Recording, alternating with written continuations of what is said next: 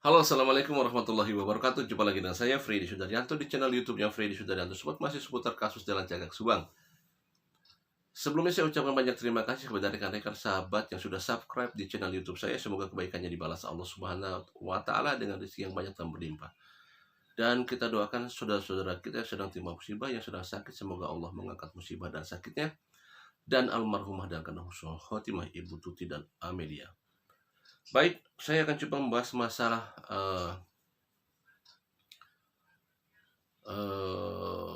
masalah BAP. Katanya Danu tidak menandatangani BAP. Baiklah, berarti jawabannya kan harus ada di Danu ya. Apakah ini benar tidak menandatangani atau memang sudah ditandatangani? Dan keputusan benar tidaknya tentunya ada di pihak kepolisian ya. Bahwa apa benar apa yang disampaikan di salah satu channel, yaitu channelnya Koin 1077, percakapannya dengan Pak Yosep. Waktu itu pernah mengatakan bahwa Danu menuduh kepada Pak Yosep sebagai pelaku dan tidak ditandatangani BAP seperti itu. Nah, sekarang pertanyaannya adalah, andaikan misalkan yang disampaikan tidak menandatangani, kemudian bagaimana jikalau memang sudah menandatangani? Apa sih yang terjadi kalau misalkan tuduhan itu ya, atau yang persangka itu dipersangkakan kepada Pak Yosep, kemudian sudah ditandatangani oleh Danu, maka apa sih yang terjadi sebenarnya? Kan gitu ya. Nah, saya tertarik dengan salah satu channel YouTube, Anjas Thailand, yang mengatakan beberapa hal masalah BAP ini. Coba kita lihat, inilah dari channelnya Anjas Thailand ya, kita dengarkan ya. Sampaikan Yosep di Koin 1077. Ya. Itu yang lainnya. Saya tidak akan ngomong, tapi yang jelas-jelas dia telah memframing dan membuat menuduh saya sebagai pembunuh. Itu aja. Dalam BAP yang Oke, itu adalah hal yang sudah disampaikan oleh Yosep, bahwa Danu adalah memframing dan menuduh saya. Tapi gini ya, buat Danu pun juga sama ya. Danu, aku mengundang dari YouTube ini, mudah-mudahan Danu ataupun juga rekan-rekan yang menonton, kalau Danu seandainya ingin saya wawancara juga silakan bisa ngobrol di sini. Tentunya nggak akan mungkin aku menyampaikan hal-hal yang tidak ada dasarnya. Tidak akan mungkin aku menuduh siapapun. Walaupun dari awal kasus ini muncul, ya pro kontra dari saksi Danu dan juga Yosef sangatlah kencang ya. Tapi aku mengundang Danu, kalau mau seandainya ngobrol di YouTube ini silakan, aku berikan kesempatan untuk mengklarifikasi apakah benar Danu sempat menandatangani BAP, berita acara pemeriksaan yang menuduh bahwa Yosef adalah pelakunya. Ini kondisi di mana saat itu Danu belum memiliki pengacara. Waktu itu Danu dan Yoris, aku masih ingat sekali, mereka masih dalam satu kubu, masih sering kumpul, bertemu bersama, dan ada keterangan tersebut. Dan Yosef pun juga mengatakan di keterangan di video Koin 1077 bahwa iya, saya juga heran kenapa nggak ditandatangani aja BAP tersebut, karena ini penting loh teman-teman. Seandainya Danu mau menandatangani BAP tersebut bahwa Yosef adalah pelakunya, Yosef kemungkinan besar bisa menjadi tersangka. Kenapa? Karena secara aturan hukum dibutuhkan 2 alat bukti untuk menentukan satu orang tersangka. Alat bukti itu ada 5 jenisnya. Pertama adalah keterangan saksi. Nah, keterangannya Danu pada saat ditandatangani BAP bahwa Yosef adalah pelakunya, itu sudah satu keterangan. Bisa menghantarkan Yosef sebagai pelakunya. Aku lanjutkan lagi, keterangan saksi, keterangan ahli, keterangan terdakwa, petunjuk, dan juga surat. Nah, kenapa kasus ini masih belum juga bisa ditentukan siapakah tersangka?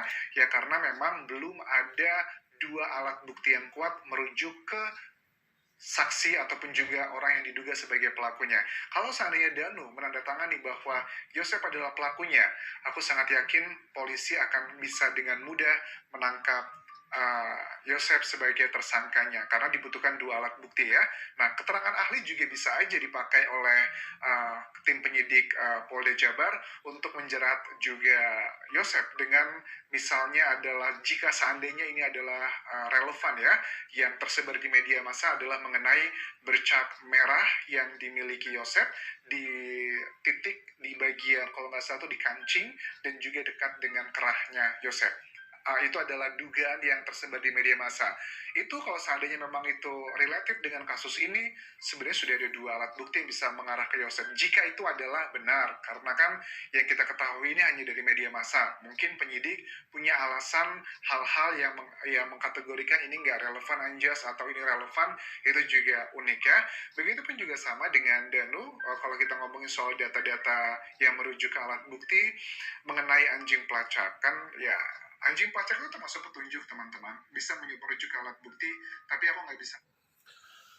Oke, baiklah, itu kita lihat BAP ya, tidak menandatangani BAP. Jadi apa yang terjadi jika memang benar Danu menandatangani, dan isi daripada itu adalah masalah prasangka kepada Pak Yosef selaku pelaku ya. Dan tadi disampaikan di Anjas Thailand bahwa kalau memang benar itu ditandatangani oleh itu, bisa jadi itu mengarah kepada langsung bisa ke arah pelaku seperti itu tadi ya. Nah, tentunya ini semua ada di pihak kepolisian. Apakah memang Danu itu tidak menandatangani BAP ya, ataukah sudah menandatangani BAP? Sekali lagi, ini pasti sudah ada di pihak kepolisian. Permasalahannya sekarang gini, pada saat tidak menandatangani dan pada saat menandatangani, apa sih dampaknya dari kedua hal tersebut, kan gitu ya. Dampak daripada kalau dia menandatangani, apa dampaknya, apa kelanjutannya, ceritanya bagaimana. Terus kalau dia tidak menandatangani, terus kalau dia menandatangani, apa juga dampaknya dan apa kelanjutannya, kan seperti itu. Antara menandatangani, apa kelanjutannya dengan isi daripada BAP itu, kemudian jika tidak menandatangani, apa kelanjutannya dengan isi dari BAP tersebut, ya kan? Kalau misalkan menandatangani, berarti ada sesuatu hal yang memang dilihat oleh Danu, kan seperti itu. Tapi kita lihat sampai sekarang 9 bulan, sedangkan itu di BAP-nya kan sudah lama sebelum adanya Pak Topan atau Atas Lopo masuk kan. Ya berarti sudah beberapa bulan belakang kalau itu kan. Tetapi nah itu loh yang saya tanyakan, itu adalah apa dampaknya, apa kelanjutannya pada saat BAP itu ditandatangani dan pada saat BAP tidak ditandatangani. Apa kelanjutannya? Apa dampaknya? Apa yang terjadi? Ya, seperti itu. Dan ini silahkan Anda berpikir semua. Pasti ada pertanyaan di balik ini semua. Ya. Kalau BAP itu ditandatangani, apa kelanjutannya? Apa yang terjadi? Ya, dan atau sebaliknya. Apa yang terjadi? Silahkan cermati. Demikian, Assalamualaikum warahmatullahi wabarakatuh.